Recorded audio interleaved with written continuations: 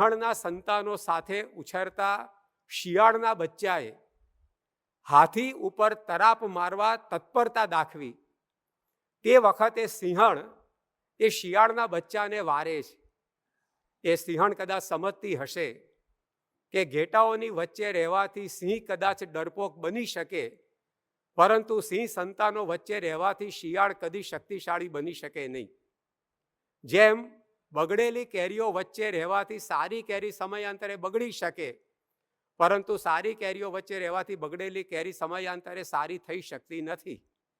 તો પેલી સિંહણે શિયાળના બચ્ચાને જે હાથી ઉપર ત્રાટકવા તૈયાર થયેલું એને કહ્યું કે યસ્મિન કુલે તું જાતસ્ત્વમ ગજસ્તત્ર ન હન્યતે. તું જે કુળમાં જન્મ્યું છે એ કુળના લોકોથી હાથી હણી શકાતો નથી.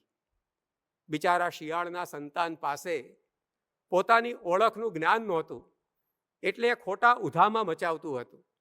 આ જ રીતે માનવી પણ પોતાની અસલી ઓળખના અભાવે કાં તો ગુરુતા ગ્રંથિનો ગુલામ બને છે, કાં તો લઘુતા ગ્રંથિનો શિકાર બને છે. આ બંને બાબત નુકસાનકારક છે.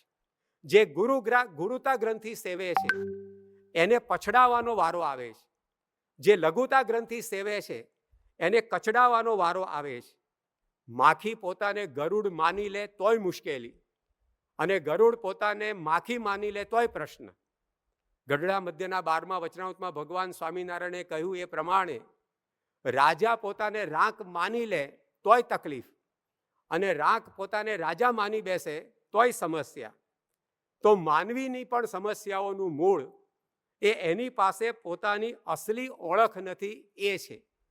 અહીં અસલ શબ્દ એ વજૂદ ધરાવનારો છે. આમ તો માણસ પોતાને ઓળખે છે, પરંતુ મનુષ્ય પોતાને ઓળખે છે પોતાની કાયા અને કળાથી. હું આટલો લાંબો, હું આટલો ટૂંકો, હું ગૌ વર્ણો, હું ગૌર વર્ણો, હું પિત્ત વર્ણો, હું શ્યામ વર્ણો, હું સ્થૂળ, હું કૃશ. મનુષ્ય પોતાને ઓળખે છે પોતાની કાયાથી અને પોતાની કળાથી. મનુષ્ય પોતાને ઓળખે છે પોતાના પ્રાંત અને પ્રદેશથી. મનુષ્ય પોતાને ઓળખે છે પોતાની પદવીઓ અને પારિતોષિકોથી. મનુષ્ય પોતાને ઓળખે છે પોતાના ગોળ અને જ્ઞાતિથી. પરંતુ ઓળખના આ બધા જ માપદંડ કામ ચલાઉ છે, કાયમી નથી, પ્રાસંગિક છે, પારમાર્થિક નથી. એને કાયમી માની લેવાથી પ્રશ્નો સર્જાય છે. 2 દિવસના મુકામ માટે ફાળવાયેલા નિવાસને જો વ્યક્તિ કાયમી જ માની લે અને એ રીતે જ પછી નિવાસમાં વર્તવા લાગે તો 100% પ્રશ્ન થવાનો છે. કારણ કે કામ ચલાઉ આવાસને એણે કાયમી નિવાસ માની લીધો. કોઈ એક રંગને કારણે પોતાને મળેલી 70-80 વર્ષની કામ ચલાઉ ઓળખને કાયમી માની લેવાથી વિવિધ રંગની વ્યક્તિઓ વચ્ચે આ વિશ્વમાં કેટલી લોહિયાળ લડાઈઓ ફાટી નીકળી છે. કામ ચલાઉ રંગને લીધે જે ઓળખ પ્રાપ્ત થઈ હતી એને કાયમી માની લીધી, એને કારણે કેટલી લડાઈઓ ફાટી નીકળી છે. કોઈ એક ગોળ કે કોઈ એક જ્ઞાતિમાં, કોઈ એક પ્રાંત કે કોઈ એક પ્રદેશમાં મળેલા જન્મને કારણે પ્રાપ્ત થયેલી 70-80 વર્ષની પ્રાસંગિક પહેચાનને પરમેનન્ટ માની લેવાથી જ્ઞાતિ વચ્ચે, દેશ વચ્ચે, એક દેશના વિવિધ પ્રાંતો વચ્ચે જામેલા જંગથી વ્યક્તિથી માંડીને વિશ્વને થયેલા નુકસાનનો કોઈ તોટો નથી રહ્યો. તો જ્યારે કામ ચલાવને આપણે કાયમી માની લઈએ છીએ ત્યારે પ્રશ્નો ઘણા ઉપસ્થિત થાય છે. એટલા માટે વૈયક્તિકથી લઈને વૈશ્વિક સમસ્યાઓને ઉકેલવા માટે માનવીએ પોતાની અસલ ઓળખ એને પામવી જરૂરી છે. અને એટલે જ એને દ્રઢ કરાવતો અક્ષરમ અહમ પુરુષોત્તમ દાસોસ્મી સાધના મંત્ર આજના સમાજમાં વધુ પ્રસ્તુત, મોર રિલેવન્ટ છે. બીજું, અક્ષરમ અહમ પુરુષોત્તમ દાસોસ્મી એ આપણી કાયમી ઓળખ છે. એ સિવાયની અન્ય ઓળખો જે આપણે આપણી કાયા કે કળા, આપણને મળેલી પદવી કે પારિતોષિકો, આપણા ગોળ કે જ્ઞાતિ, આપણા પ્રાંત કે પ્રદેશને લીધે માની લઈએ છીએ, એ ઓળખો એ આપણા જીવનમાં સરખામણીનો ભાવ પેદા કરે છે.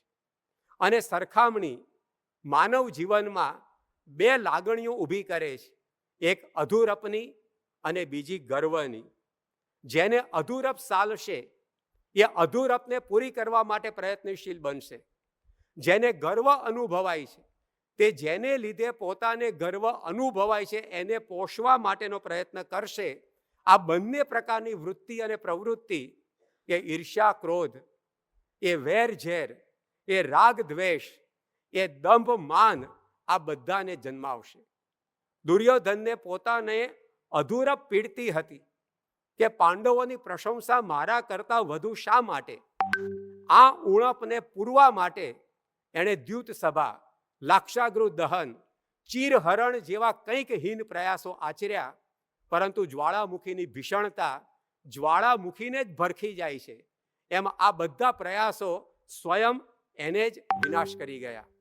તો બીજી બાજુ આપણે જોઈએ, રાવણ જેવાને અસલી ઓળખના અભાવે પોતાનો ઘમંડ ગળી ગયો. અહમ તુ સર્વશ્રેષ્ઠના ગર્વને કારણે એણે અર્વ ખર્વ સહિતનું સર્વ ખોયું. તો માણસની દશા એ બે બાજુથી થપાટ ખાતા મૃદંગ જેવી છે. એને અધૂરપ પણ પજવે છે અને એને ગર્વ પણ સતાવે છે. અસલી ઓળખના અભાવે આવી તો કંઈક અથડામણો પ્રાચીનથી અર્વાચીન કાળ સુધી થઈ છે, થઈ રહી છે અને થતી રહેવાની છે. એનું જાજુ અને ઝીણું વિવરણ છોડી હવે એ સમસ્યાઓના ઉકેલ તરીકે મહંત સ્વામી મહારાજે આપણને જે અક્ષરમહં પુરુષોત્તમ દાસોસ્મી મંત્ર આપ્યો છે એને આપણે સમજવાનો પ્રયત્ન કરીએ. આ મંત્ર આપણને અધૂરપથી પણ બચાવે છે અને ગર્વથી પણ બચાવે છે.